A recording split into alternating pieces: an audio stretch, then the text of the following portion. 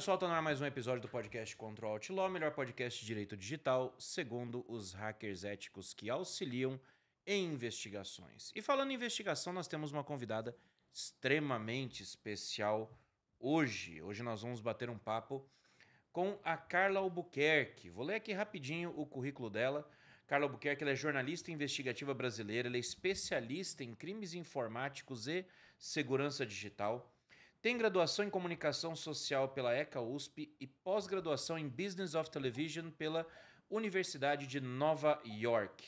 Ela já trabalhou em grandes conglomerados de mídia, como a Viacom, a Warner, a TV Globo. E há 17 anos, hein, gente? Há 17 anos, ela se dedica ao jornalismo investigativo, sendo criadora de programas icônicos, como Investigação Criminal e Operação Policial. Gente, a gente está diante aqui literalmente de uma referência. Um ícone. Na investigação de crimes envolvendo jovens no ambiente digital. Então, Carla, seja muitíssimo bem-vinda. Sou eu que agradeço estar aqui com vocês. É uma honra estar aqui, né, com as cabeças pensantes aqui do direito digital. Vocês são muito importantes. A gente precisa valorizar muito o trabalho de vocês.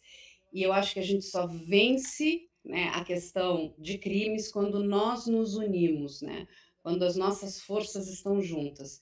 Então, eu me sinto muito orgulhosa de fazer parte aqui também do podcast de vocês e de ter vocês conosco também. E é isso aí, mais uma vez aqui conosco, pessoal, né? Professora Luísa Fatim, Antony Gama, direto lá de Ribeirão Preto, eu, Rafael Chaia. Hoje a Raíssa e o Bino não estão presentes, estão com compromissos, mas estarão conosco em breve novamente. E como é que vocês estão, gente? Tudo bem? Tô ótima, tô muito orgulhosa de cada vez termos mais e mais convidados tão importantes para a sociedade, como a Carla Albuquerque, como pessoas que nós recebemos antes aqui. E eu sinto que nós temos cumprido o nosso papel social aqui, tanto enquanto juristas, quanto, de certa forma, influenciadores, né? Pelo menos do meio jurídico.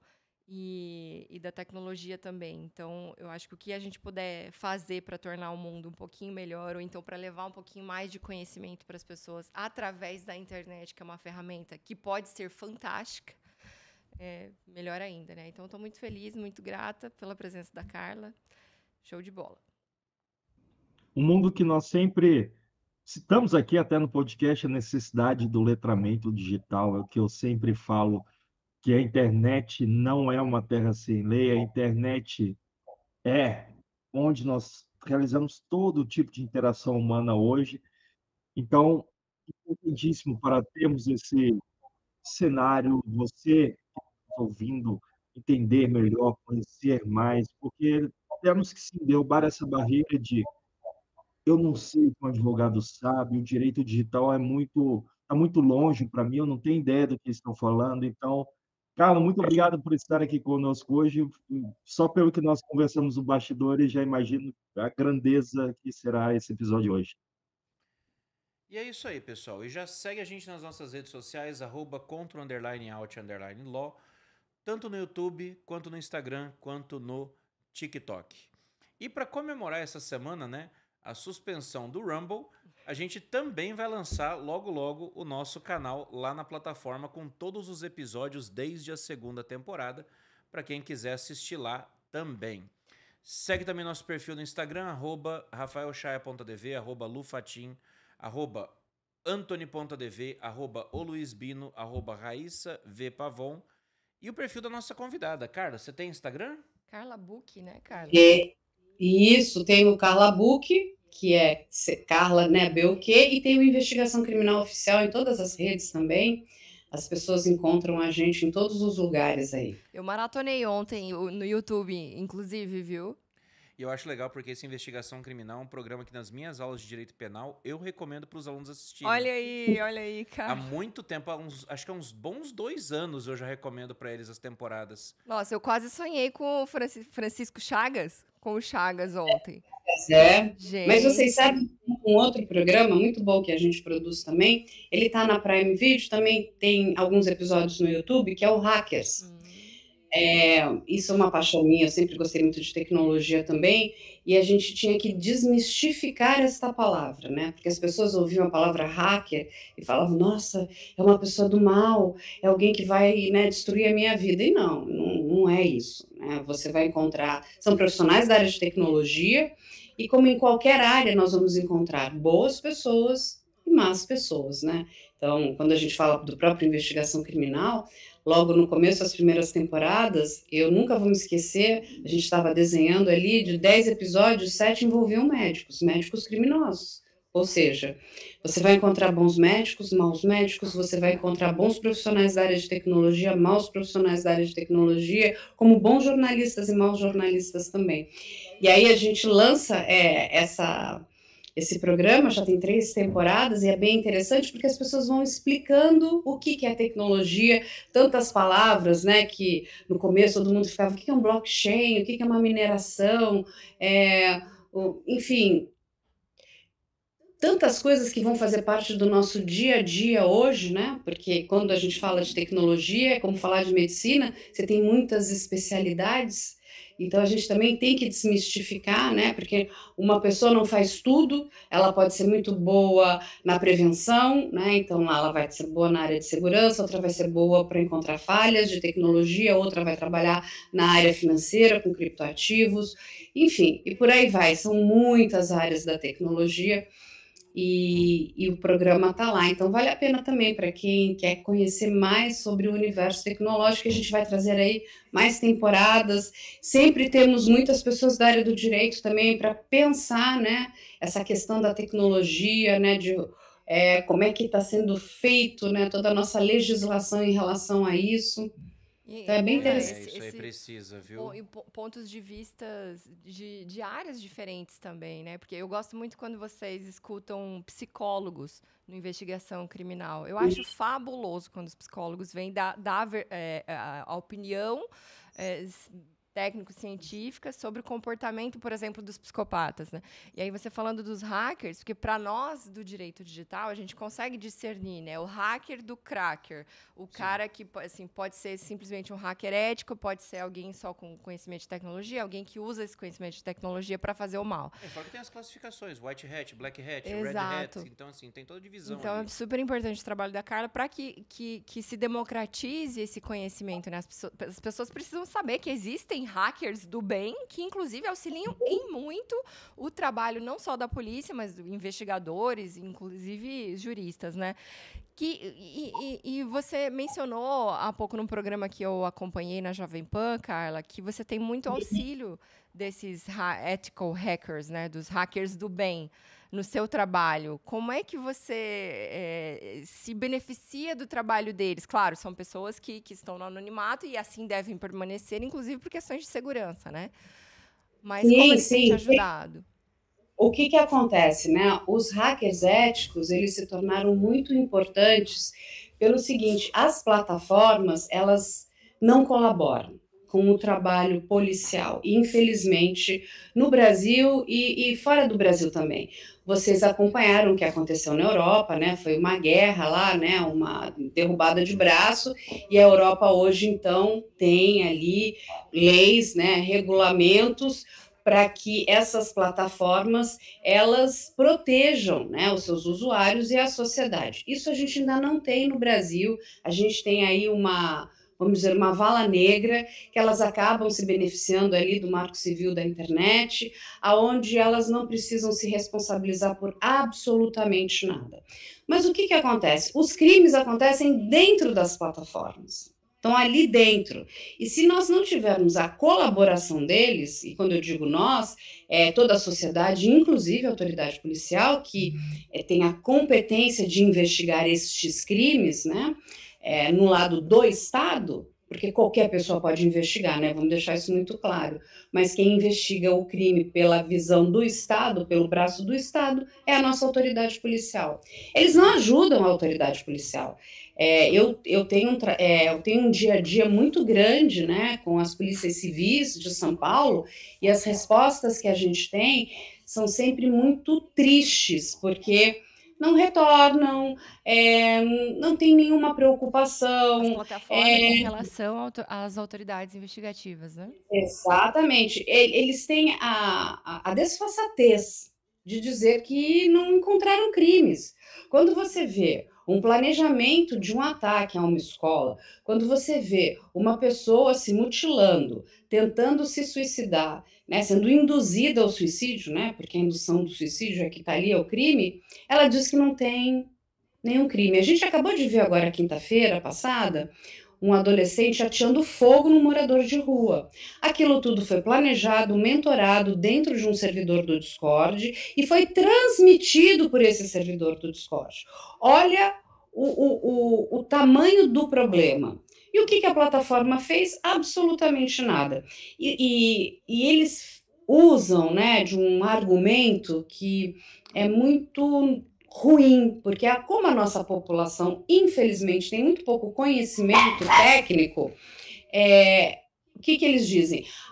Nós não temos como entrar nesse servidor, porque esse servidor ele é privado, ou seja, ninguém entra se não for convidado. Isto não é verdade em se tratando de você ser o dono do código-fonte. Quem é dono do código-fonte, né, e eu já conversei com várias pessoas da área de tecnologia, eles entram em qualquer lugar, não existe porta fechada. Eles têm todas as chaves para abrirem aquelas fechaduras. Ou seja, eles poderiam usar inteligência artificial, que está bastante disponível hoje, para ajudar e auxiliar as autoridades policiais. Você coloca lá a inteligência, encontrou algo que é muito preocupante, você joga para a mão de um humano, aquele humano vai falar, gente, nós estamos aqui nos deparando com um crime gravíssimo, precisamos avisar a autoridade policial daquele determinado país, porque essas plataformas, na grande maioria das vezes, estão sediadas nos Estados Unidos, com raras as exceções que estão em outros países, mas nada fazem, porque precisa de investimento em segurança, não querem respeitar as leis do nosso país, porque, assim, são muitas leis desrespeitadas, né? A gente fala aqui do nosso Código Penal, do Estatuto da Criança e do Adolescente, do Estatuto do Idoso, da Lei Geral de Proteção de Dados, enfim, é um desrespeito completo. Como existe uma grande confusão, aonde que eu vou me ancorar? A gente está falando de Big Techs, eles se ancoram lá no Marco Civil da Internet e a população que se dane. Isso é muito grave. Então, o que esses hackers éticos começaram a fazer? E eu acho que, assim, eu toda vez vou agradecer muito a esse grupo de pessoas. É um grupo de pessoas que são rapazes, é um grupo hoje bastante grande, tá? E o que eles fizeram? Eles falaram, tudo bem, as plataformas não vão ajudar, mas nós vamos, porque isso está errado. Então, são pessoas que ficam diuturnamente fazendo um acompanhamento, uma vigilância dentro dessas plataformas, dessas panelas, para procurar esses crimes e ajudar as autoridades policiais, principalmente as polícias civis, né, dos estados da nossa federação, a encontrar esses agressores, a pararem esses ataques que são muito graves, porque dentro da curva da maturidade criminal, você muito bem disse aí, que gosta dos psicólogos forenses, eles nos ensinam. Eles começam com aquela coisa, né, aquela que parece boba para muita gente, né, que é uma homofobia, uma misoginia. Não, mas isso não é nada. Mas isso é só o começo. E isso vai ganhando uma escala, porque ele quer mais violência, e esses vai jovens... escalonando, né? Não tem uma limitação, aí começa com uma coisinha pequenininha e, de repente, já vai incitando mutilação, né? Então, Nós temos animais, assim, Luiz, eu nunca vi tanto animal morto, mas animal morto de forma cruel. Com cabeças cortadas, perfurados, sabe, com patas arrancadas. É tristíssimo, tantas meninas mutiladas, tanto estupro virtual, é de perder fé na humanidade. E o que eles querem, né? Porque é uma questão que isso dá dopamina no cérebro desses agressores. Eles querem consumir mais e mais e mais. E não é qualquer violência, entendam isso, é violência em tempo real, não é violência de filme, de game, é violência que eles querem ver ali acontecendo naquele momento. Eles querem ver um morador de rua sendo atacado, né, morrendo, sendo esfaqueado, sendo queimado. Eles urinam em cima de moradores de rua, de um completo desrespeito. E aonde eles querem chegar? Aqui, né? Para eles, o ato final é um ataque à escola, porque aí é para deixar, né, aquela assinatura do terror. São pessoas que têm muitos problemas cognitivos, são pessoas com muitos problemas ali, né? Quando você vai entender a questão familiar desses adolescentes também é muito complicada. São pais que precisam de muita ajuda também. Assim, é uma sociedade que está vivendo um problema seríssimo de saúde mental. Porque quando a gente... Ó, meu cachorrinho está aqui. Quando a gente pensa no problema, o problema é, assim, a gente Várias olha... camadas, né? E ele virou um problema de segurança pública. Mas, gente, ele começou ali na área de saúde pública, que é completamente negligenciada. O que as pessoas estão fazendo? O que o nosso governo, o Estado, está fazendo para ajudar esses jovens que foram jogados dentro desse universo digital, sem o menor acompanhamento? Esses jovens estão doentes e não tem sequer qualquer ajuda. Então, aí nós nos esbarramos com a área do direito, né, que é a área de vocês, que também muitas vezes se encontra ali de mãos atadas, porque o problema é gravíssimo, é muito grave, o que fazer? Então, a gente hoje, a gente está estancando, enxugando um pouco de gelo. Por que eu digo isso? Porque ninguém parou ainda para pensar em como é que nós vamos fazer para, de fato, atacar o problema. A polícia está fazendo um excelente trabalho, eu preciso dizer isso aqui. A Polícia Civil dos Estados, assim, a Polícia Civil de São Paulo, então, está fazendo um trabalho combinado com vários estados da nossa federação, na troca de informação, isso é muito bacana. Algumas plataformas têm ajudado, e eu preciso aqui, né, fazer um parênteses. O TikTok tem ajudado. Olha só. Para vocês terem uma ideia, no começo do ano, nós conseguimos parar ali 17 suicídios. Mas foi porque o TikTok ajudou. Ele identificou o problema, avisou imediatamente, né, a autoridade policial. Aí trabalhamos ali todos conjuntamente, exatamente descobrir quem era aquele determinado perfil, e essas pessoas conseguiram, né, sair vamos dizer, né, daquele momento que iam cometer uma atrocidade contra a própria vida. Mas foi o TikTok. Veja como eles têm capacidade, condição de usar a inteligência artificial para descobrir esse determinado problema. O que está acontecendo hoje é que as outras, e o seu Discord, então, essa daí, ele, para mim, essa plataforma tinha que ser banida do Brasil, porque eles nada fazem. Esse servidor que teve o ataque do morador de rua agora, quinta-feira, no Rio de Janeiro, ontem nós tivemos uma menina que atacou o pai e o padrasto a facadas, também transmitido no mesmo servidor, ou seja, eles derrubam, eles voltam no servidor. Assim, não existe nenhum tipo de monitoração. E, assim, são jovens em completo descontrole, pais não sabem o que fazer, não sabem como combater. Essa menina era tão violenta que, quando ela soube que ela seria internada, né, e ela ficaria sem os aparelhos celular, o aparelho celular dela, ela começou a agredir a própria autoridade policial e começou a se jogar contra os móveis da delegacia de polícia. Ou seja, é uma pessoa que está em completo desespero, veja só, porque estaria sendo banida do universo digital. Nossa, o discurso da Carla levanta várias questões que a gente precisa apontar aqui, principalmente porque a gente sabe que muitos pais vão ouvir esse episódio. Tudo isso que a Carla está falando não está na Deep Web, gente, está na superfície. Então, Discord ou salas de bate-papo, chats, etc.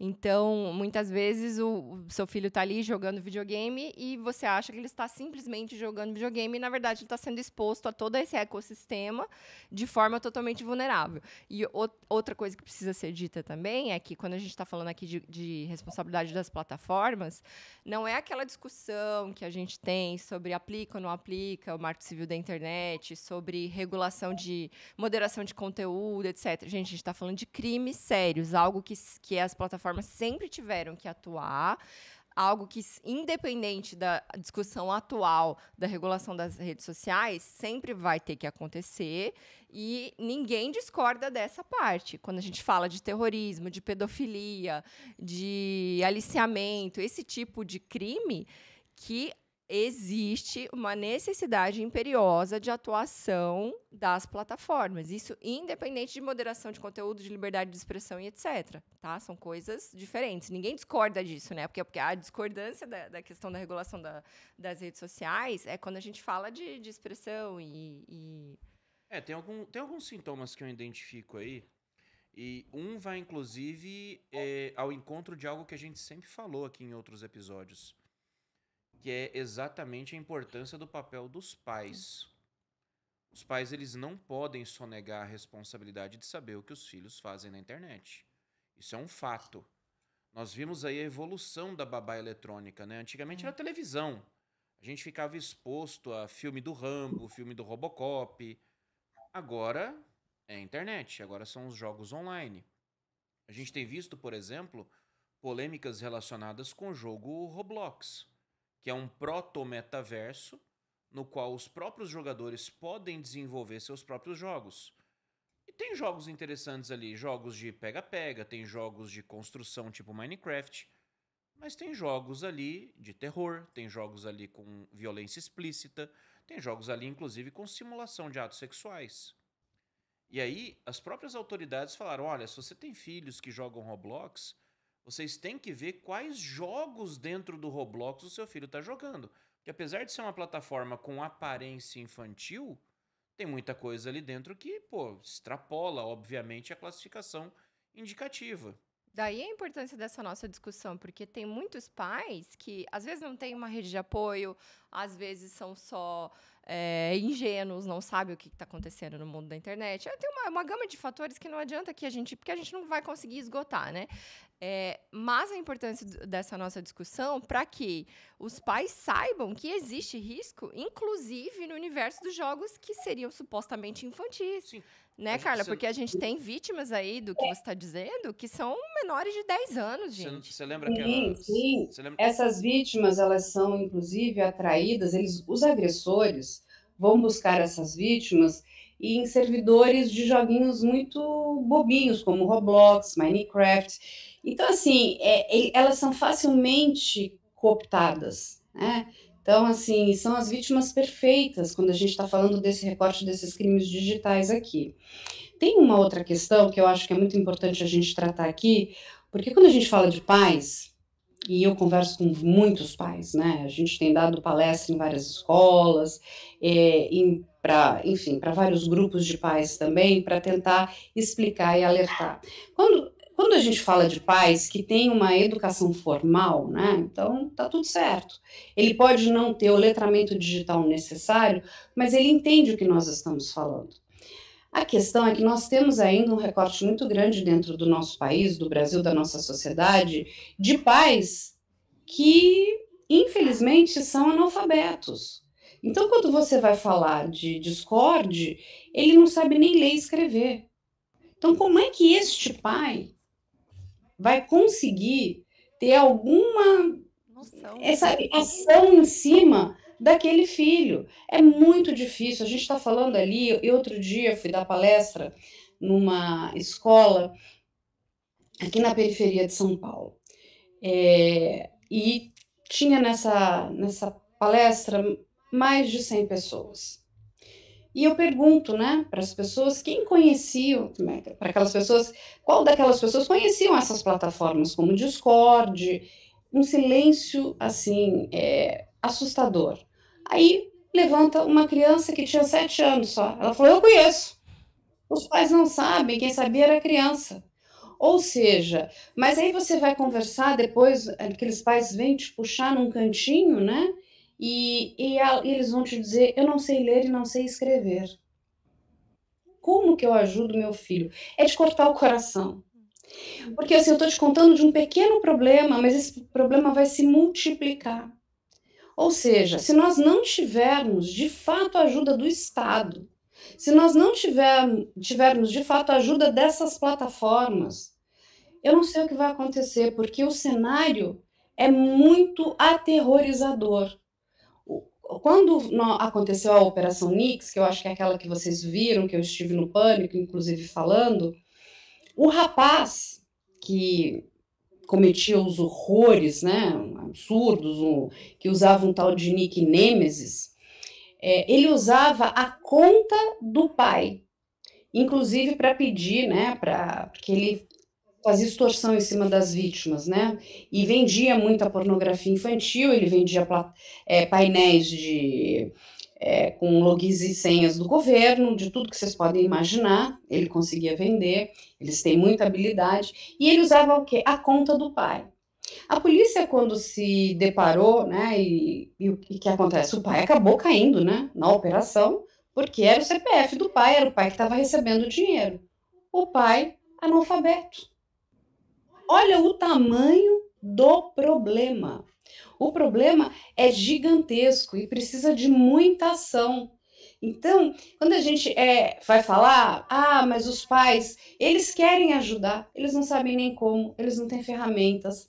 E quando a gente vai pegar essa classe de pessoas que está em extrema vulnerabilidade financeira, são pessoas que trabalham longas horas, que vão fazer ali, né, pelo menos 2 horas, né, de trajeto para ir para o seu trabalho, depois mais 2 horas para voltar para a sua casa, tem que limpar a sua casa, fazer a comida, o dinheiro nunca dá. Então, assim, mas do lado, ela tem lá um filho, uma filha com muita habilidade em tecnologia. E ele só precisa de um meio para aplicar golpes, e depois que ele entra dentro daquilo, até porque ele vai se sentir pertencente, né? Aquela questão do pertencimento, ele vai se sentir importante, né? Ele está fazendo algo que o próprio grupo vai dizer: nossa, mas você é muito bom, você é incrível. Algo que ele nunca foi enxergado também, ele nunca foi visto, ele é invisibilizado. Então, mesmo o agressor, ele se torna um alvo muito fácil, né, para os mentores intelectuais aqui. Então, É porque, meus para caros explicar para as amigos, pessoas, existe uma rede, né, Carla? Tem os mentores, aqueles que ficam, e os que ficam cooptando potenciais agressores, e aí as vítimas, as mais ingênuas, as mais suscetíveis ali embaixo. E esses potenciais agressores, muitas vezes, eles têm pretensões de serem reconhecidos, e aí eles acabam encontrando reverberação num meio ali em que os mentores se aproveitam, às vezes, de uma insegurança ou de um desejo de protagonismo, para que eles, então, possam passar a serem agressores, claro que mentorados pelos mais cruéis, digamos assim, né? E eles começam a ter reconhecimento pelo mero pertencimento a um grupo que, na verdade, é um grupo que está reconhecendo o potencial dele, mas só para usá-lo para a prática de crimes, né? Então, exatamente isso, eles são usados para a prática de crimes. A gente já viu, né, isso em várias trocas de conversas entre esses mentores, os masters, os grandes cabeças do mal, que eles dizem que eles não sujam as mãos. Eles vão procurar pessoas para fazerem isso para eles. Ou seja, olha que perversidade. E sabe o que é triste? Nós encontramos várias vítimas que sofreram durante muito, muito, muito tempo, que se tornam agressoras. Elas vão se dessensibilizando. E aí o que acontece? Elas vão sair da posição de vítima e vão se tornar agressoras. Então, assim, sabe quando a gente precisa muito de vocês? Do direito, da filosofia, da área da psiquiatria, da área da psicologia, para pensar esse momento todo que estamos vivendo. Porque eles entendem, por um lado, que se eles saírem na rua e atirarem em alguém, aquilo é crime. eles têm essa compreensão. Mas eles acham que se eles fizerem isso através do universo virtual, isso não é um crime. Aí eu te digo, onde é que a gente está com um problema de comunicação para explicar para esses jovens que é crime e é um crime tão grave quanto? Durante muito tempo, acho que isso agora já está bastante esclarecido, porque foi muito debatido a questão do estupro virtual. Não, mas ela está fazendo aquilo porque ela quer. Quando você olha o que eles fazem, né? Porque aquelas vítimas ficam completamente tomadas, né, pelo controle psicológico, né? E a psicologia explica isso muito bem. Elas estão dominadas, elas estão com medo, elas estão apavoradas, elas estão completamente subjugadas. Elas vão fazer qualquer coisa. E aí, não, mas ela faz porque ela quer. Não, ela não faz porque ela quer. Ela é vítima. E a gente precisa deixar isso muito claro. E isso também é um crime. Ah, não, mas eu não encostei nela. Você não precisa encostar nela para se tornar um criminoso. Então, olha a importância do direito, da gente levar isso, inclusive, como você muito bem, nós estávamos conversando, isso para as escolas. Mostrar o que é certo e o que é errado. Eu uso muito uma analogia que veio até de uma pessoa da área de tecnologia, num dos programas que ele fez conosco, o Hackers. Ele chegou um dia para mim e ele falou o seguinte: Carla, você deixa a porta da sua casa aberta? Eu falei, óbvio que não. Tudo bem. Então, por que as pessoas deixam suas redes sociais abertas? Lá tem tudo, tem todas as informações da sua vida.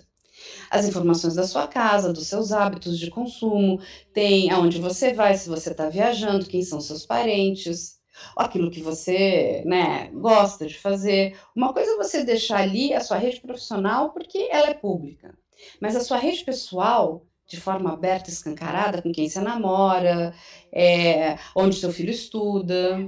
Aí ele fez uma outra pergunta: você anda numa viela perigosa, no meio de uma cracolândia? Eu falei, óbvio que não. Então, por que as pessoas entram em sites perigosos sem checar? É a mesma coisa, os perigos estão em todos os lugares. O perigo está no mundo real e está muito mais forte no mundo virtual. É que as pessoas não entendem, elas não foram educadas para... não, elas acham, não, é só uma simples foto.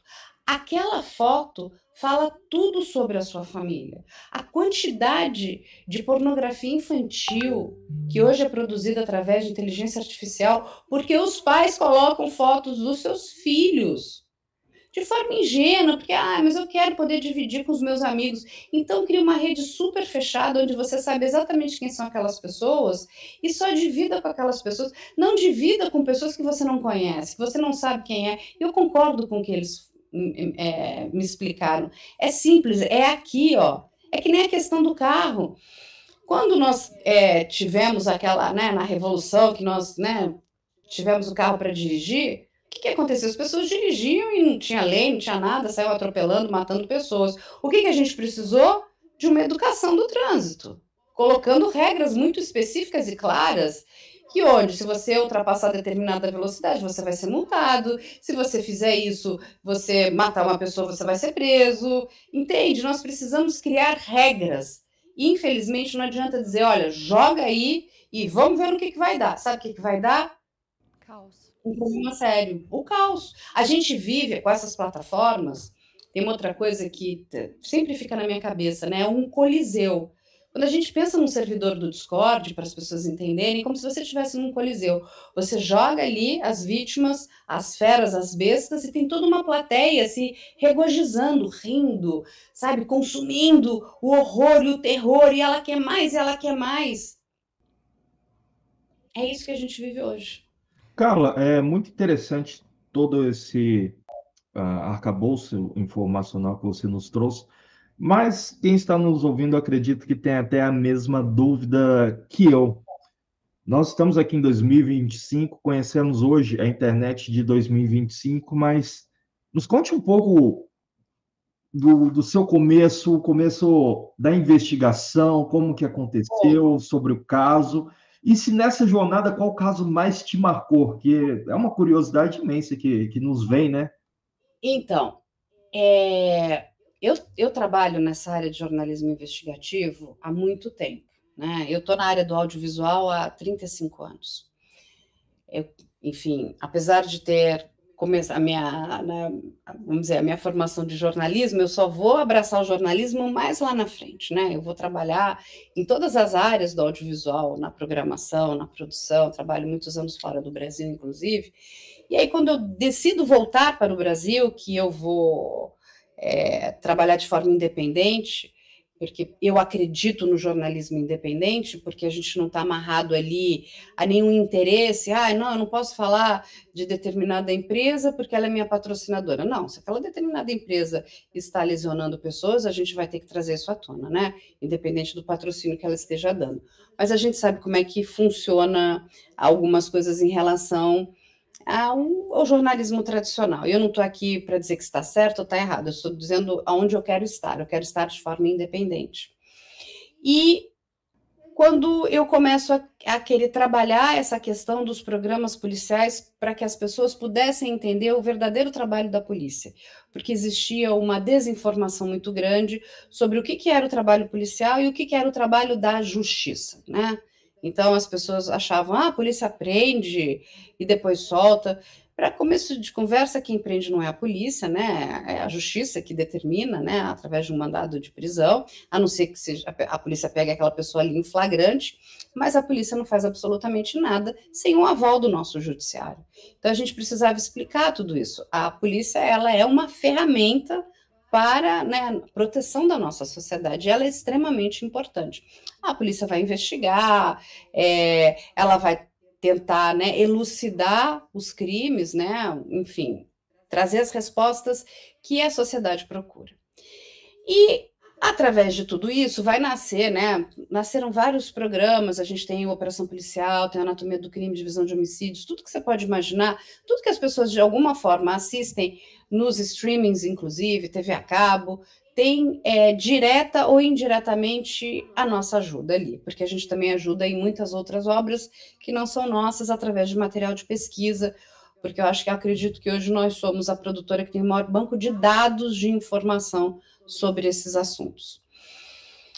Em 2023, né, independente do trabalho que a gente faz, né, com os streamings, né, a gente tem programas em vários streamings e em várias TVs, a gente tem um canal muito forte hoje dentro do YouTube. Esse canal é muito importante porque é um canal que ele cria um elo de comunicação entre nós e a sociedade. Ou seja, a gente consegue ouvir as dores das pessoas. Vai chegar um determinado dia, em março de 2023, aonde um tweet, né, um post na rede X, vai trazer um vídeo, e esse vídeo tinha um blur, e era assim um vídeo horrível, né, de uma menina sofrendo um estupro virtual, e a pessoa que postou este vídeo, ela vai marcar Polícia Federal, Polícia Civil, ela vai marcar vários jornalistas, ela marca todo mundo, inclusive Jesus Cristo, tipo, pedindo ajuda, pedindo socorro e dizendo que não aguentava mais, que já era muito tempo, que o Discord tinha virado um lugar muito hostil, onde adolescentes estavam em profundo sofrimento. Eu era uma dessas jornalistas marcadas, a minha equipe pega esse post, checa o post, me chama e fala, Carla, tem uma coisa aqui muito séria. Eu, quando assisti, gente, eu assisti com blur pela primeira vez, aquilo me chocou muito, eu achei até que não fosse verdade, que aquilo fosse uma montagem. Aí a equipe falou, não, Carla, isso não é uma montagem, isso aqui é um post real, né, a gente tem ferramentas para checagem, né, inclusive, e aquilo, eu falei, gente, então a gente tem um problema muito sério, porque era uma menina que estava passando por uma sessão de tortura, a gente via que ela era uma adolescente muito jovem, tinham vários perfis masculinos aqui embaixo, que davam ordens, riam, debochavam dela, falavam coisas absurdas. Era uma reunião online. Isso, gravada, uma reunião gravada. Onde os agressores estavam todos ali conectados e como se fossem convidados de uma reunião e ela recebendo ordens. Ela nua, chorando em cima de uma cama. Mas chorava assim, compulsivamente, em completo desespero, e ele dava ordens para ela, e ela pedia, ela implorava para que ele parasse, e ele disse que imagina que ela se prostrasse, que chamasse ele de Deus. Eu nem vou falar as palavras que ele chamava essa menina, que era de um completo desrespeito. Quando eu vi aquilo, eu falei, meu Deus, a gente precisa fazer alguma coisa. Essa menina, ela vai fazer uma bobagem, porque ela estava num ponto, se ele falou, olha, pega uma faca e se mata, ela faria isso. Ela estava tão dominada mentalmente que ela estava em completa vulnerabilidade. Eu tenho um grupo muito grande, porque a gente trabalha todo o tempo, né, fazendo cobertura, investigando também, ajudando em muitos outros casos de policiais. A gente tem um grupo gigante de advogados, tem um grupo gigante de policiais. Eu escolhi alguns daqueles policiais, né, e falei, olha, eu recebi esse material está no Twitter. Quando um dos delegados viu aquilo, e era o diretor do DEIC aqui de São Paulo, ele falou, Carla, a gente precisa de saber quem é essa menina. Eu falei, eu não sei quem é essa menina, eu não sei quem são esses agressores, e ele me pediu a gentileza que eu levasse esse material até a delegacia para que investigações começassem, porque qual é o maior problema do nosso país? A gente sentiu o sotaque dela do Sul, mas ela poderia estar morando em qualquer estado da nossa federação. Então, não dava para cravar que era uma vítima, né, da região sul do nosso país. Eu levo esse material, faço o primeiro boletim de ocorrência em nome da coletividade, porque nós não sabíamos quem era agressor e tampouco quem era vítima. E aí a gente vai começar ali um trabalho muito grande. Colocamos várias pessoas que trabalham conosco aí, né, profissionais da nossa área aqui do jornalismo, infiltrados nesses servidores, que eles chamam de panela. Mas é lógico que é que nem eu tentar me infiltrar numa reunião de vocês. Nitidamente, vocês podem me tratar bem e tudo, mas vocês sabem que eu não faço parte. Então, a gente conseguia estar muito mais numa situação de observação do que de fato de trazer algo que pudesse ajudar. Mas a gente conseguiu entender a dinâmica de como eles faziam algumas coisas. Então, esse foi o primeiro momento. A gente começou a usar, porque outra coisa que os pais, né, e adultos precisam entender, jovens consomem informação através de rede social. Jovens consomem informação através, o streaming deles é o YouTube. Então, assim, fala assim, jovem lê jornal? Não, jovem não lê jornal. Jovem vê TikTok, vê o Instagram, vê isso, vê o que está nessas redes. É isso que eles vão consumir. Então, assim, quem vai consumir a mídia tradicional somos nós adultos. O jovem não consome isso. Então, o que saía nesse universo, para eles pouco importava. A nossa estratégia foi de tentar atrair, né, ajuda. Nós fizemos um programa, eu lembro que foi o primeiro no YouTube, e foi que nem colocar, sabe, mel ali para fisgar a mosca. Todos entraram, e porque nós mostramos, né, algumas coisas que nós tínhamos recebido e dizendo que nós estaríamos ali ajudando essas vítimas para que as informações chegassem, para que a gente pudesse, inclusive, encaminhar isso para a autoridade policial para que determinadas investigações fossem feitas. A gente sabe também, e por experiência em outros casos, que muitas vítimas, muitas pessoas que têm informação têm medo de ir até uma delegacia, tem medo, não sabe como fazê-lo, então eles acabam repassando para a gente, e a gente repassa muita coisa para a autoridade policial poder investigar, quando a gente entende que aquela informação é verídica, confiável, e não se trata ali, né, de uma, vamos dizer, né, de uma pegadinha de ninguém. Então, a gente ajuda muito com esse trabalho que a gente tem ali, um canal muito grande hoje de denúncia. Começou a chegar muita informação, e começou a chegar a possível identidade dessa menina, quando vai chegar para nós, inclusive, no material de denúncia, o vídeo sem o blur da menina. É mais triste ainda. Porque aquele vídeo que estava no Twitter tinha o blur, a gente repassa isso diretamente para a autoridade policial, porque é um material sensível, inclusive, né? Mas naquele momento estava todo mundo procurando para ver se tinha alguma indicação que indicasse em que escola ela estudava, alguma coisa que pudesse chegar ao local dela.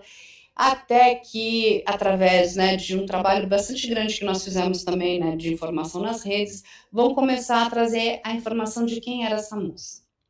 A gente recebe a informação dessa adolescente, eu passo para o delegado na época, o delegado vai conversar com o pai vai fazer o boletim de ocorrência, e esse boletim de ocorrência vai resultar na prisão de várias pessoas. Nós temos ali o agressor principal dela era um maior, né, na época tinha 19 anos, e outros menores. Então, nós tivemos ali apreensões e prisões. Naquele primeiro momento, gente, eu vou ser muito honesta para vocês, eu achei que aquilo era um caso isolado, aquilo a gente, né, ia ter começo, meio e fim. Eu não podia imaginar o tamanho do problema que nós iríamos enfrentar lá na frente, nem aonde nós chegaríamos aqui.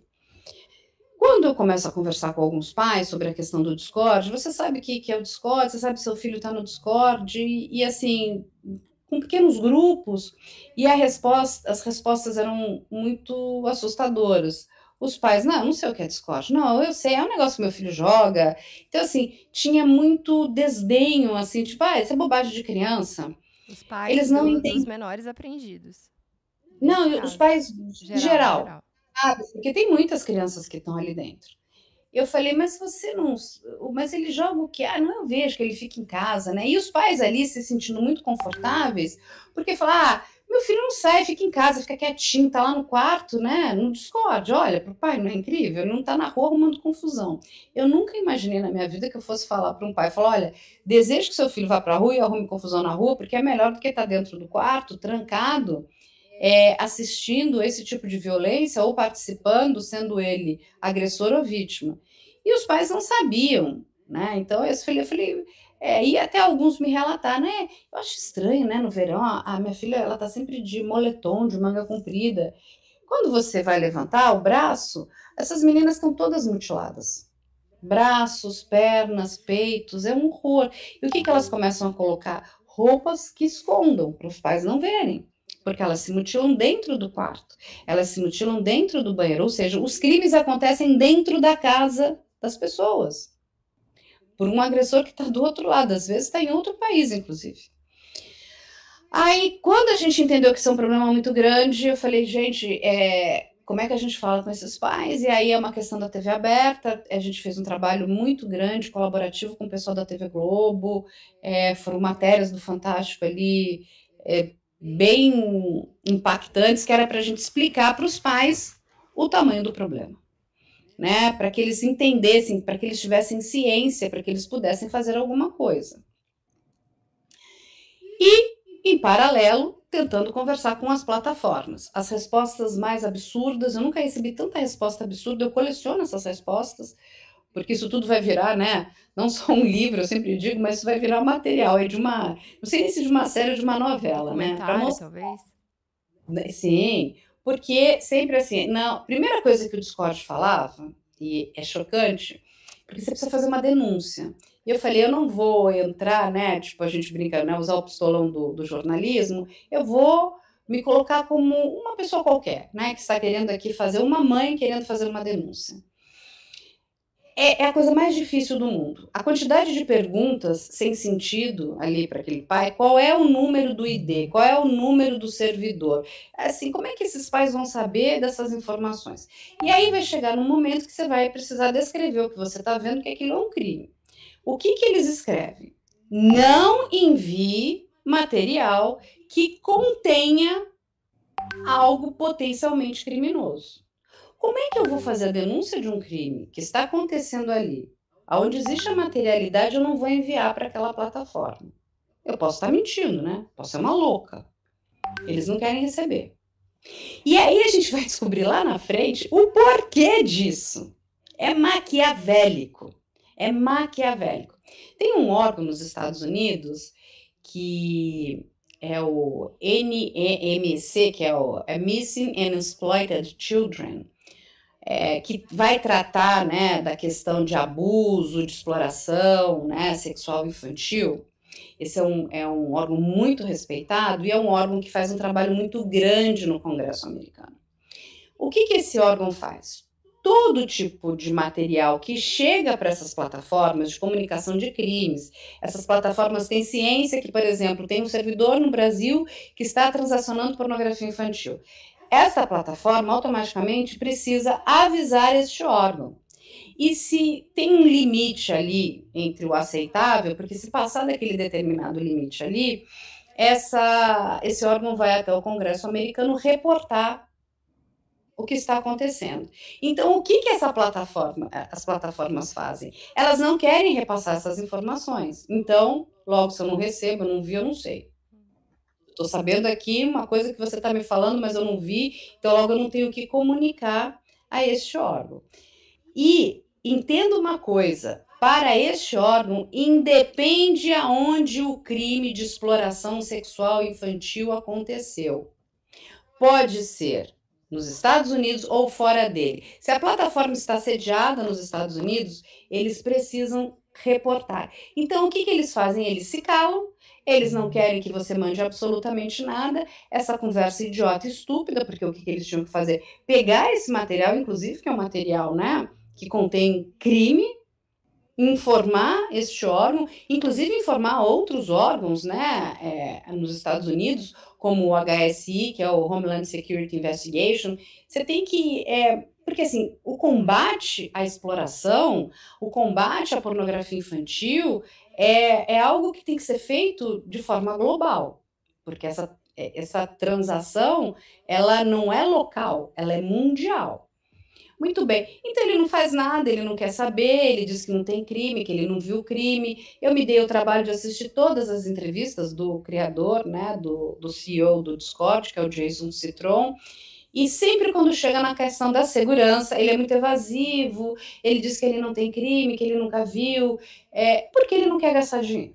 A questão toda é, essas plataformas são bilionárias e elas não investem na segurança dos seus usuários. Outra coisa, ele diz o seguinte, que ele permite a presença de pessoas a partir dos 13 anos. A gente sabe como funciona o nosso Estatuto da Criança e do Adolescente. Ou seja, a gente está falando ali de menor de 18 anos. Ou seja, que tem todo um aparato legal para a proteção daquelas crianças, que é completamente desrespeitado por essas plataformas.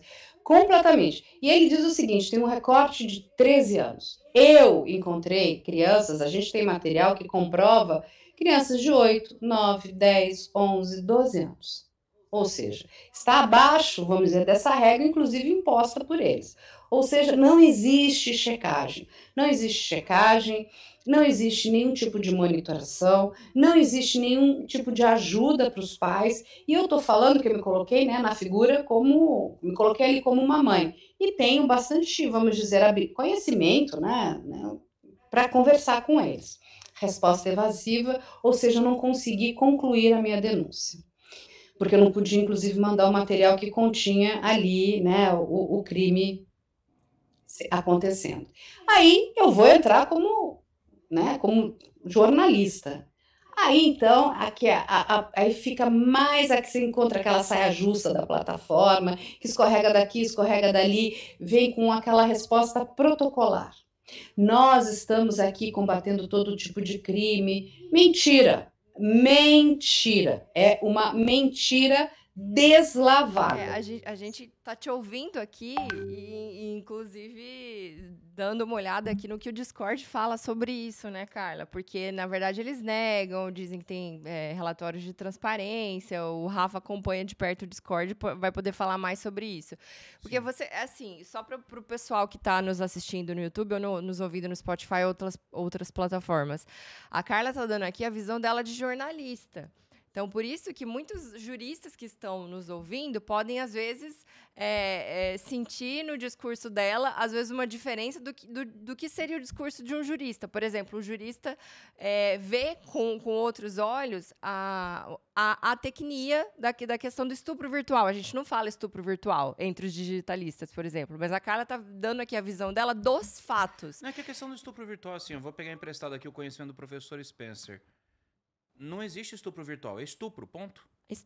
Artigo 213 do Código Penal. A versão do jurista. É porque quando você fala estupro virtual, a impressão que se dá é que é um estupro que não é real ou que se deu em ambiente digitalizado. E quando, na verdade, o dispositivo fala que é constranger mediante violência ou grave ameaça, pessoa manter consigo ou com ela realizar conjunção carnal ou ato libidinoso diverso de conjunção carnal. Quando você pega aqueles casos, por exemplo, de uma pessoa que, eu tenho fotos suas nua e se você não me mandar um vídeo fazendo atos libidinosos para satisfazer a minha lascívia, eu vou divulgá-las. E a pessoa vai lá... o que a Carla estava relatando. Popularmente chama de estupro virtual. Só que o enquadramento é perfeito no 213. A gente chama de estupro. É igual, só fazendo esse parênteses. É igual ao crime comum. É questão de terminologia. É questão de terminologia. Então, só para os nossos alunos, inclusive. Sim. A história que a Carla trouxe é justamente de uma menina que estava totalmente vulnerável respondendo a essa coação. Enfim, se encaixa perfeitamente no tipo legal. O enquadramento é estupro. Exato. E aí a Carla está trazendo uma visão aqui de jornalista investigativa, inclusive uma visão que as mães têm quando seus filhos estão envolvidos nesse tipo de escândalo, esse tipo de ato, né? Porque existe uma dificuldade de acessar a plataforma para obter respostas, resultados, atitudes, que é diferente do discurso que eles jogam na mídia, como se eles realmente estivessem sendo totalmente ativos no sentido de evitar a prática de crimes. E aí a Carla está nos trazendo aqui uma visão dizendo que o discurso deles não corresponde à realidade, né, Carla? Porque não, e aí o que acontece? A confusão foi tão grande na época, porque inclusive vai se embolar com os ataques à escola, então estava tudo acontecendo conjuntamente. Aconteceu o ataque na Vila Sônia, foram ataques, lembra, no começo ali, sucessivos. Que as autoridades, inclusive aqui de São Paulo, vão pedir a derrubada dos servidores do Discord.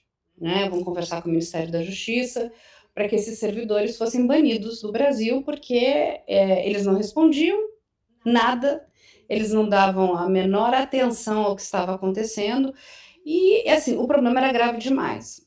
Quando o Ministério da Justiça vai fazer ali uma pressão muito grande, porque eles não tinham nenhuma representação legal, ou seja, olha o tamanho do problema. Não tinham os escritórios todos nos Estados Unidos, ou seja, dane-se vocês aqui no Brasil. Eles vão constituir um escritório para representá-los aqui no Brasil, um escritório bastante grande, que tem sede no Rio de Janeiro, né? Estão gastando aí bastante dinheiro com esses advogados para protegê-los. E vão criar lá um tal de um sistema que, entre aspas, ajudaria a polícia na identificação desses perfis de agressores. Um sistema que se chama Codex.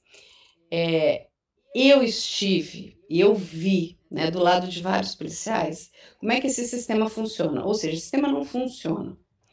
Porque o tal do sistema, você se cadastra, você é um policial, você é uma autoridade, e aí você precisa ser validado.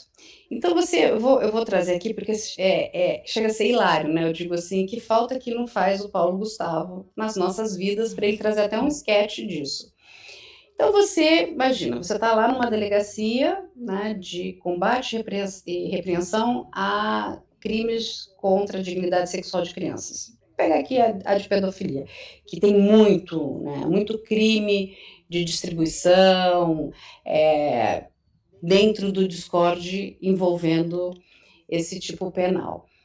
Ele vai se cadastrar e vai falar, olha, nós recebemos aqui essa denúncia desse perfil. Este Codex, esse sistema, ele vai pegar o quê? Bom, você mandou no teu e-mail funcional, você você me comprova que você, de fato, é um funcionário público, é um policial. O que ele pega? Ele pega e manda que uma outra delegacia qualquer, que não tem a menor ligação com aquela área ou com aquele departamento, confirme que aquele policial é, de fato, policial.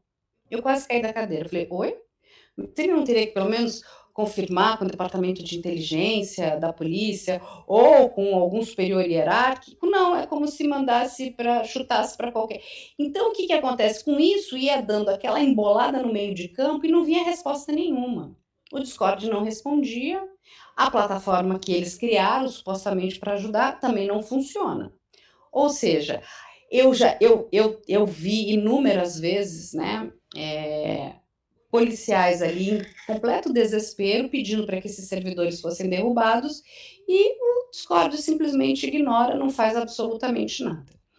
São raras as vezes, raríssimas as vezes, que o Discord conseguiu ou derrubou algum servidor. Muitas dessas vezes é quando este órgão nos Estados Unidos que faz o combate à exploração, né, contra a dignidade sexual de crianças, foi acionado, porque aí eles vão em cima na jugular das plataformas. Aí as coisas vão acontecendo. Mas a gente está falando, gente, vamos dizer aqui, de um tipo penal. E eu entendo a preciosidade de vocês, porque vocês falam com pessoas da área do direito, né? Mas são muitos os crimes. Quando a gente vai conversar e você vai mostrar o que está acontecendo, que eu digo que a gente faz o cinema do terror, a gente vai encontrar ali maus tratos aos animais, indução ao suicídio, indução à automutilação, ataques, planejamentos e ataques à escola, ataques a moradores de rua, todo tipo de extorsão que vocês podem imaginar, porque eles vão pegar os dados, informações de vítimas, vão colocar nas redes, eles entram dentro de painéis governamentais, mudam os dados, né? Muitas meninas chegavam e falavam, ele vai dar óbito na minha família, eles conseguem acessar painéis do SUS, eles acessam painéis do TJ, eles acessam tudo que vocês podem imaginar, esses infernos, eles conseguem acessar. Eles vão fazer apologia ao nazismo, eles vão fazer todo tipo, né, de ataques, né, a essas comunidades, né, LGBTQIA+, eles são extremamente misóginos, eles não gostam de mulheres, então, assim, a mulher, para conseguir ganhar algum espaço dentro dessas panelas, elas precisam ser as servas e escravas sexuais desses agressores. Ou seja, eles conseguiram pegar o Código Penal e foram ticando ali. Tanto que na Operação Nix, o Ministério Público entende que eles são uma organização criminosa. Então, o que acontece? Eles estão sendo ali, né, eles estão dialogando com uma área do Ministério Público que não é qualquer área, eles estão ali nas mãos do GAECO, que lida com o quê? Com organização criminosa. Quando a gente diz organização criminosa, a gente está falando dessas grandes facções. Ou seja, eles caíram dentro dessa vala. E aí a gente tem menores de 18 anos, nós temos maiores de 18 anos, nós temos pessoas que vieram do universo das chans, que é um outro lugar muito complicado, né? Um desses channers famosos, que está ligado, inclusive, ao ataque da escola de Suzano, está preso na penitenciária federal aí de Mato Grosso do Sul, está em vias de ser solto, né? Porque ele já cumpriu o tempo dele, né? Está quase ali, né?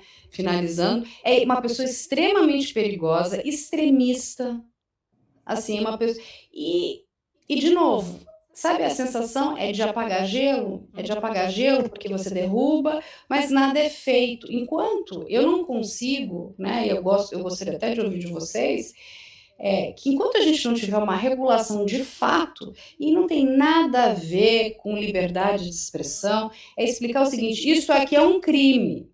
Eu tenho a minha empresa, eu preciso assegurar que seja um espaço livre de criminosos, né? Que seja um espaço, né, saudável, porque caso alguma coisa aconteça aqui, eu, de certa forma, eu vou responder por isso. Por que essas plataformas estão isentas? Por que essas plataformas não colaboram? Por que essas plataformas cruzaram os braços? E a gente está falando de um recorte da nossa sociedade de pessoas muito jovens que estão entrando no sistema prisional. E assim, quando a gente fala de Fundação Casa, ou equivalente à Fundação Casa, né, que é o sistema socioeducativo, é o sistema prisional. Não é bom ir para lá. A pessoa já começa muito mal, né, a sua vida, vamos dizer, né, adulta, ali, a sua vida jovem. São muitas pessoas. Gente, hoje eu estava conversando aqui com uma policial, uma delegada. Hoje bateu o número de 110 detenções desde 2023. Este número é muito alto. Já temos mais de 500 vítimas. É muito alto. Nós não vamos fazer nada? É isso? Porque assim, a reportar, falar e dar palestra, a gente faz, não tem problema, mas a gente precisa, né, que as mentes brilhantes do direito, né, que a gente sabe que parem para pensar. Os nossos legisladores precisam se debruçar sobre isso, porque qualquer pessoa pode ser vítima. Qualquer pessoa pode ser agressor. É muito triste, sabe, para uma mãe, para um pai, ver a polícia chegando, batendo na porta da sua casa e levando seu filho. E não tem nada a ver com classe socioeconômica, porque nós temos, dentro dessas 110 detenções, pessoas em extrema vulnerabilidade e pessoas com uma condição financeira bastante confortável. As vítimas, a mesma coisa. Nós temos vítimas em extrema vulnerabilidade e vítimas com, né, uma vida bastante confortável financeiramente. Então, qualquer pessoa pode ser vítima de qualquer lugar, de qualquer estado, do interior, do litoral, das grandes metrópoles. Qualquer idade também, né, Carla? Isso que é o mais... Qualquer idade. Isso a gente só está falando de um recorte de crime virtual, porque dentro dessas plataformas também, aí a gente vai encontrar estelionato amoroso, que são mulheres com mais de 50 anos, crimes de golpes financeiros. Assim... É crime. Quem que com quantos anos tinha a vítima mais jovem que você se deparou? A vítima mais jovem que eu me deparei foi uma menina de 9 anos. Uma criança, né? Uma criancinha. Carla, eu queria aproveitar um gancho de um caso que você citou, que foi exatamente o do massacre da escola de Suzano. Para quem não lembra, ele aconteceu em março de 2019. Isso. E o planejamento, de fato, ele foi todo realizado num tchan. Só que aí tem um pequeno detalhe que a gente também tem que ficar ligado, que torna a questão ainda mais grave. O tchan em que isso foi praticado era uma página chamada Dogola Chan, que inclusive chegou a ser divulgada publicamente por youtubers e influenciadores na época. E ele ficava na web de superfície. Por conta dessa divulgação que foi feita, eles moveram todo o servidor para Deep Web, para Dark Web. E foi na Dark Web que houve esse planejamento. E a minha maior preocupação é essa. Enquanto as plataformas estão na internet de superfície, você consegue ainda ter um certo grau de investigação, de responsabilização, você consegue buscar os autores, você consegue fazer um rastreio, você consegue usar o SINT, que são as tecnologias de fontes abertas, etc. Entrou na Deep Web, meu amigo, abraço pro gaiteiro.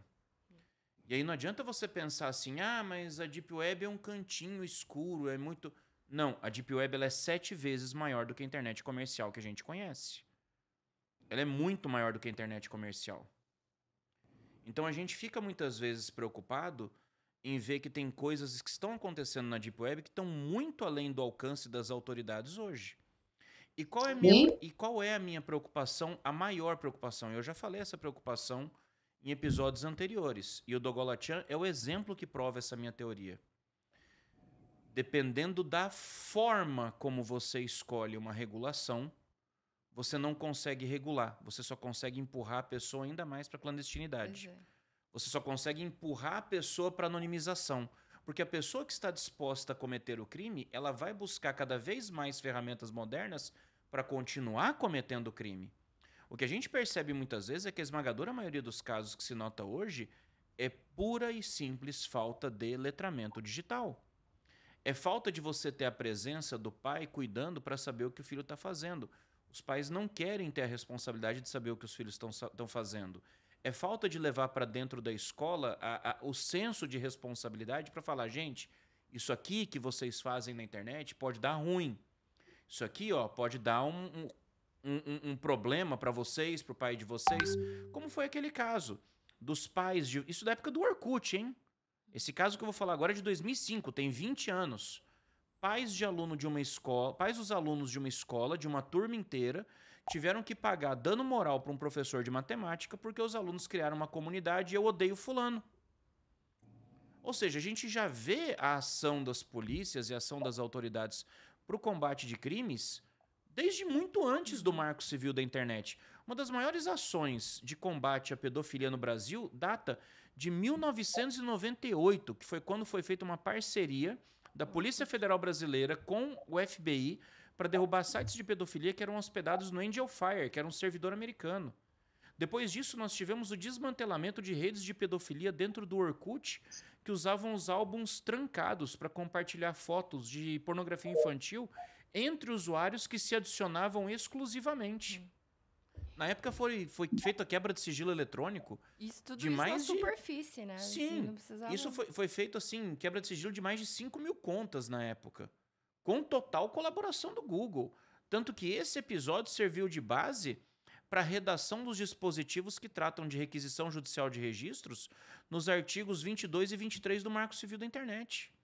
Porque viram que sem colaboração o negócio fica feio, né? Exato. Então, assim, a gente nota que existe hoje um certo grau de preocupação. Os termos de uso de todas as plataformas falam, amiguinho, se você cometer um crime, a gente não vai hesitar em fornecer suas informações. Então as pessoas têm que ter essa noção, elas têm que ter essa educação que, pô, elas ainda agem com aquela ideia errada de achar que, não, eu tô por trás da tela, eu tenho um avatar, eu tenho aqui um apelido, então estou protegido pelo anonimato. Cara, não existe anonimato na internet. Não só isso, né? Conto com a ineficiência das autoridades investigativas. Porque existe um pensamento geral da sociedade de que a polícia não tem estrutura para ir atrás das pessoas Só que da a polícia internet. está se modernizando. Pesquisa sobre a Operação 404 da Polícia Federal para combater a distribuição de material que viola direito autoral. Eles começaram com o combate à pirataria e hoje já estão desmantelando redes de IPTV. E muita gente já foi presa por causa disso. Então, acaba sendo muito importante a própria inteligência, que a inteligência das instituições, bem como também quem faz parte desse ecossistema, que entre nós, advogados, jornalistas, utilização também de ferramentas OSINT, que é Open Source Intelligence, ou seja, o que foge a uma investigação policial, vamos assim dizer, e fica muito claro a importância, nós sempre falamos aqui, da multidisciplinariedade de informações, de conteúdo e também das instituições. É muito importante também demonstrar a necessidade que nós temos dessa alteração que acaba sendo cultural no Brasil.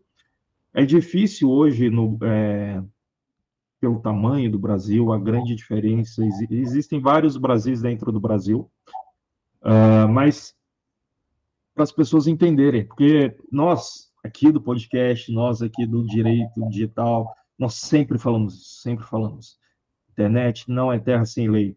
Eu trago sempre o exemplo da Ágora, na Grécia, onde se discutia política, vendiam, comercializavam, namoravam, filósofos estavam lá, pessoas brigavam, discutiam, tudo acontecia lá.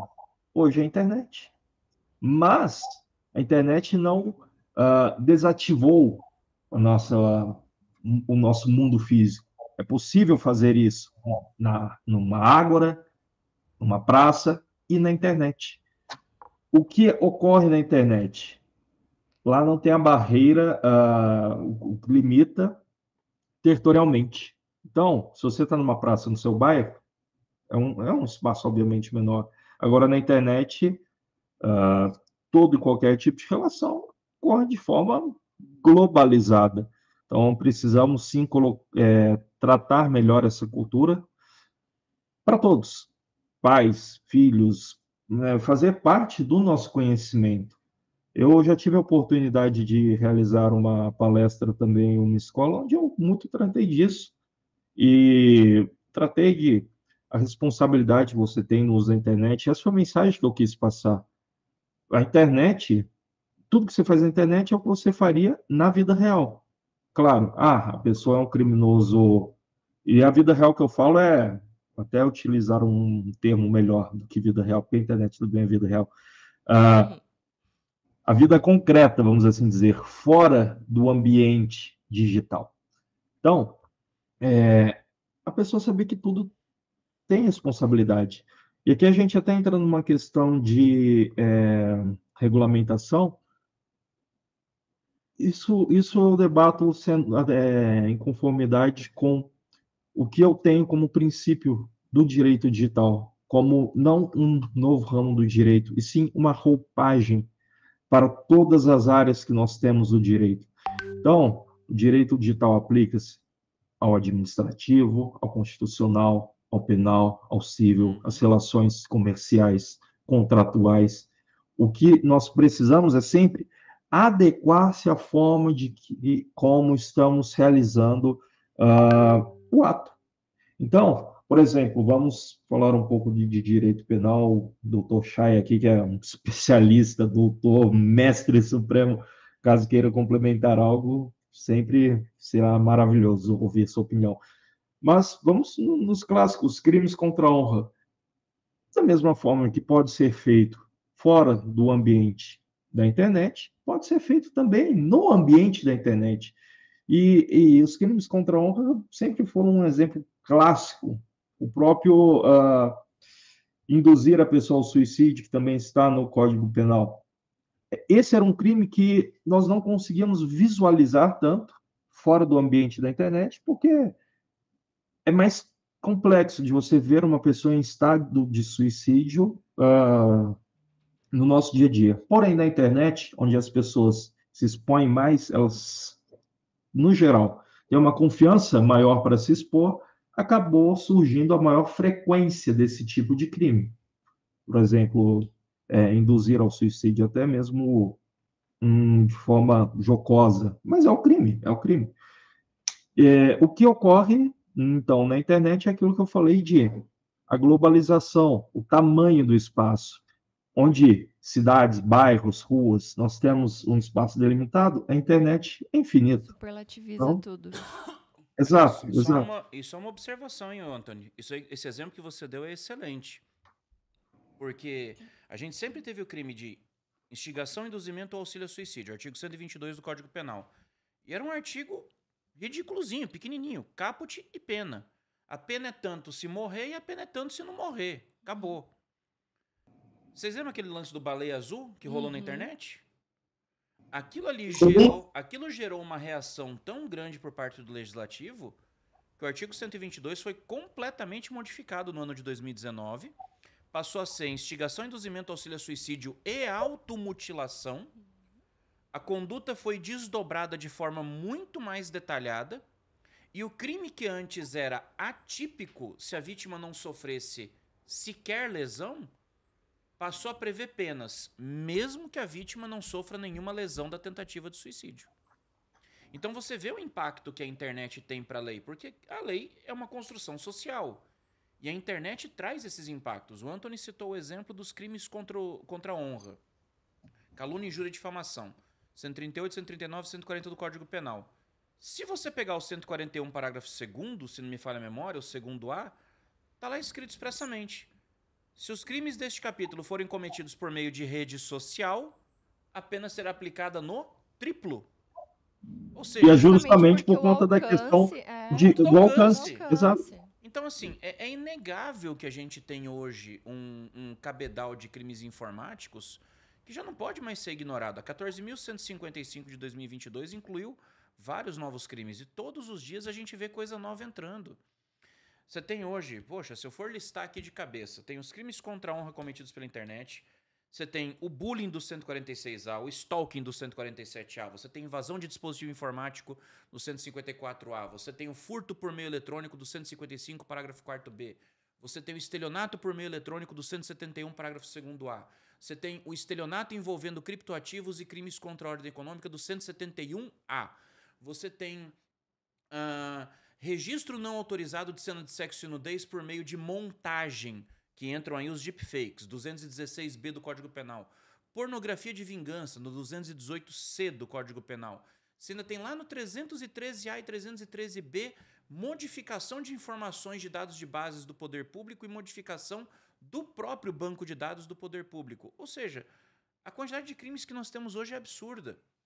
E a polícia sabe que precisa se modernizar. Aqui no estado de Mato Grosso do Sul, por exemplo, está com o projeto pronto.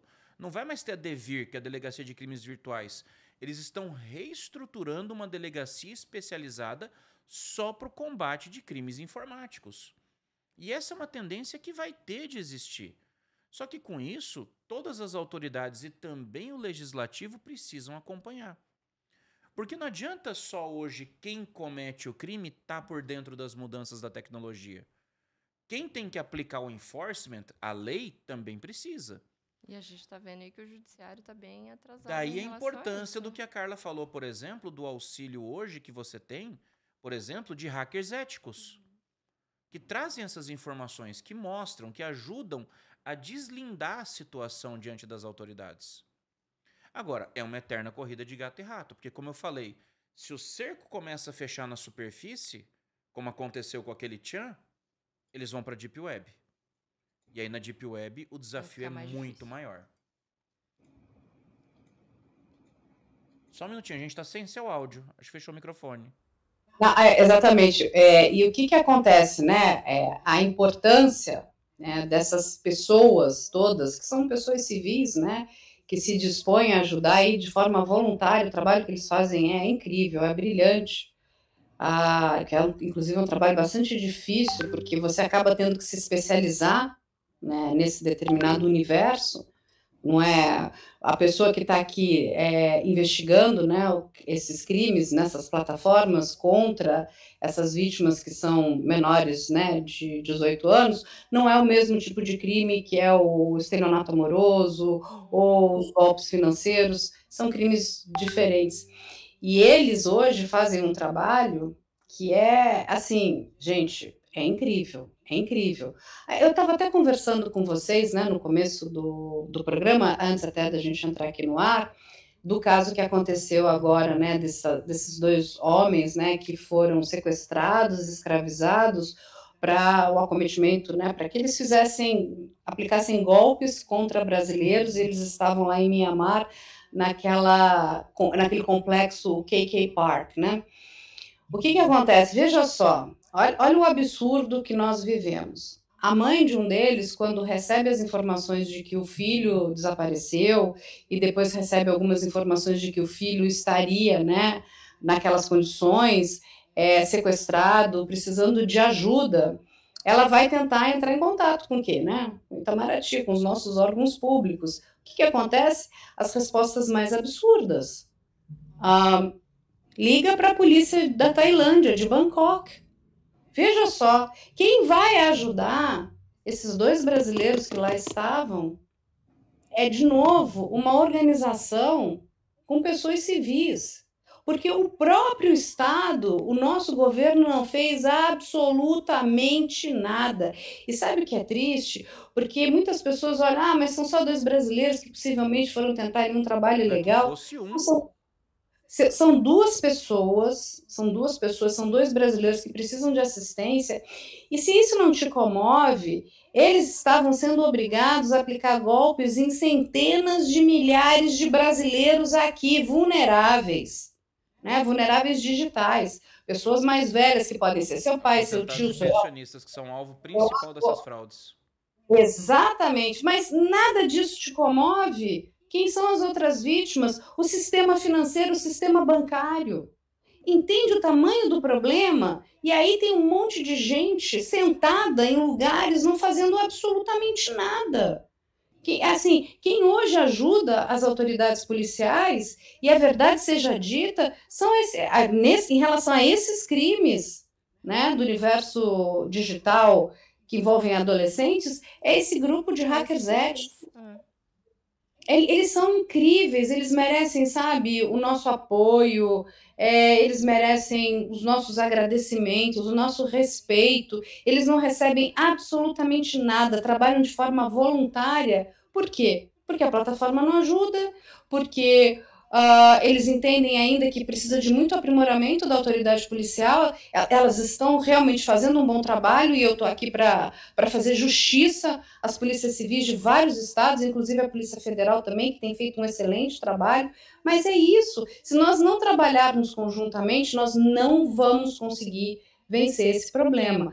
Mas, assim, a mente por trás dessa grande investigação hoje, a gente deve a essas pessoas, que são, gente, eles são feras, o que você muito bem falou, e eu quero aqui, né, fortalecer a palavra de vocês, não existe anonimato no universo digital. Se você cometer um crime lá, você vai ser descoberto. Eu não acredito em crime perfeito, eu acredito em crime mal investigado. Quando você tem pessoas investigando crimes, e isso, de novo, a investigação ela pode estar em diversas frentes, né? Ela não é, vamos dizer, né, uma prerrogativa só da autoridade policial, ela vai investigar ali aos olhos do Estado.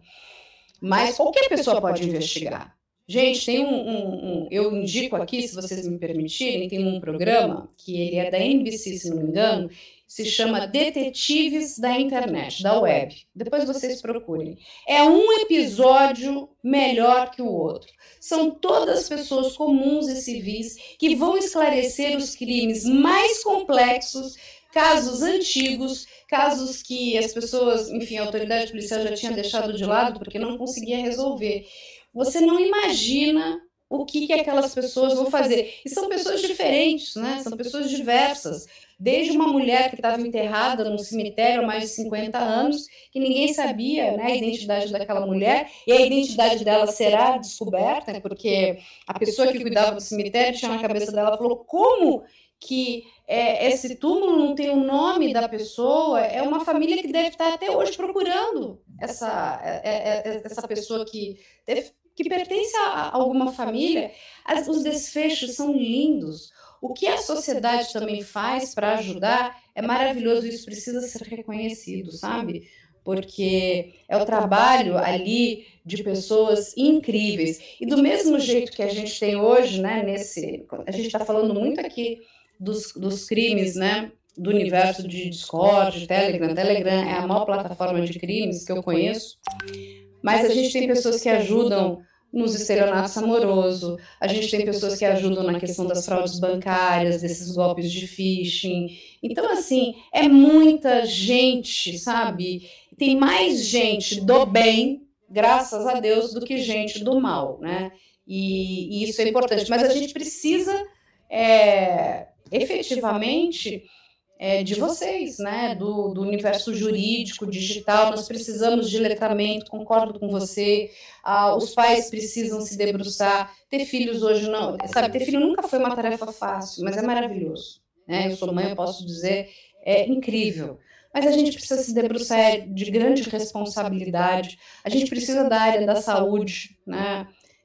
Que ela trabalhe junto conosco, porque os efeitos, né, na saúde mental das pessoas, principalmente dos jovens, em relação às plataformas, é muito grande. E a gente não tem um estudo, a gente não tem um entendimento do que isso pode, né, no que isso pode se tornar, sabe? São jovens ali em completo desespero. Você tem uma história muito triste que aconteceu aqui também no estado de São Paulo. Um pai foi pedir para conversar com a filha, e ela não falava com ele falou, tomou o celular da mão da menina, a menina falou, você me devolve o celular, senão eu vou pular da janela.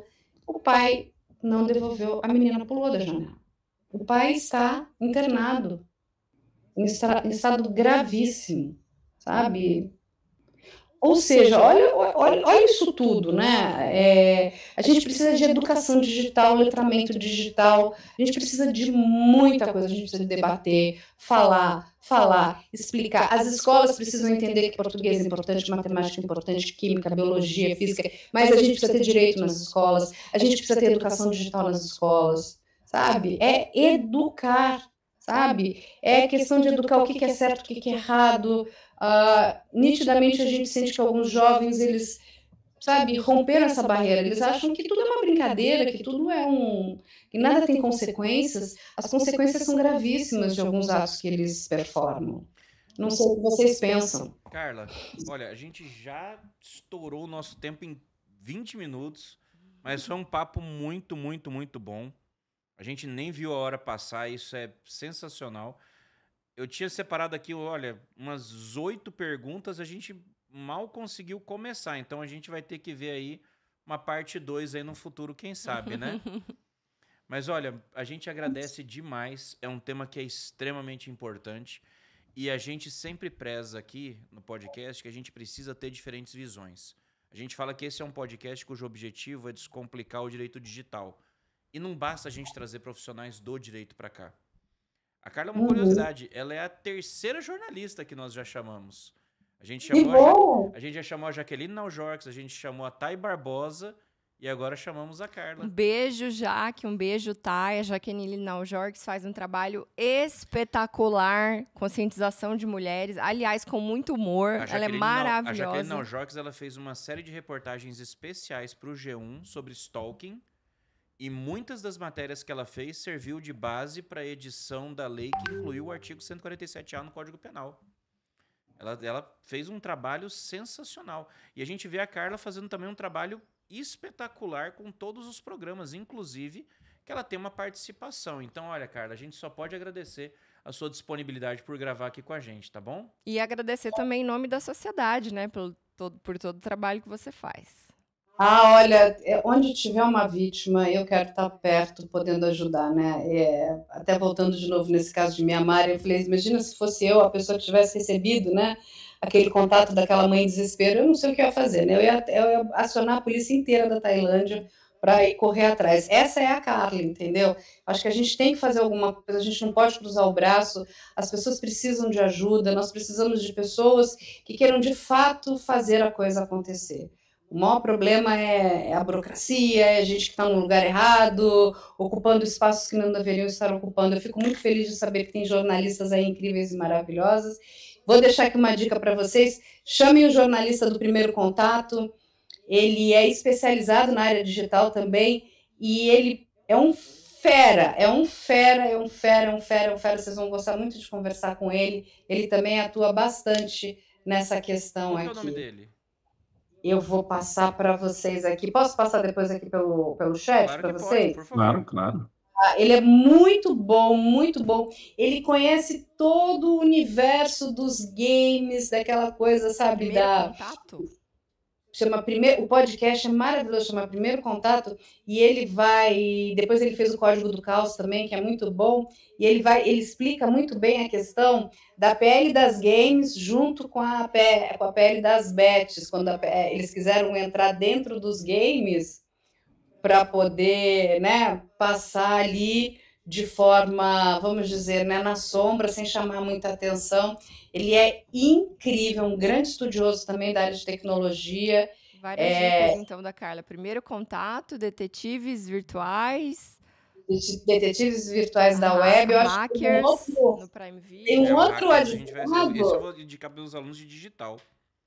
Um outro advogado que vale vocês conhecerem também, não sei se vocês conhecem, o João Decenzi, ele advoga para vários influencers, ele pode contar o calvário que é lidar com as plataformas, porque ele lida diariamente com essas plataformas, com uma quantidade absurda de negativas, ficam enrolando, sabe, para não passar as informações, para chegar naqueles famosos 120 dias, aí as informações agora eu não preciso mais guardar. Vamos ouvir o João e fica aí o convite para algum advogado de plataforma, porque esse aqui é um espaço aberto, a gente faz um grande debate. Sim, seria maravilhoso poder ouvi-los também.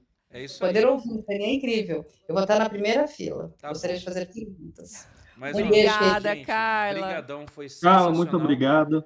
E eu que agradeço segue a você. gente já nas nossas redes sociais, @contra_out_law, tanto no YouTube, quanto no Instagram, quanto no TikTok, para vocês ficarem por dentro dos lançamentos, dos cortes e de informações exclusivas sobre os episódios. Muito obrigado pela audiência de vocês, gente. Fiquem com Deus, até a próxima e fui. Beijos. Beijo.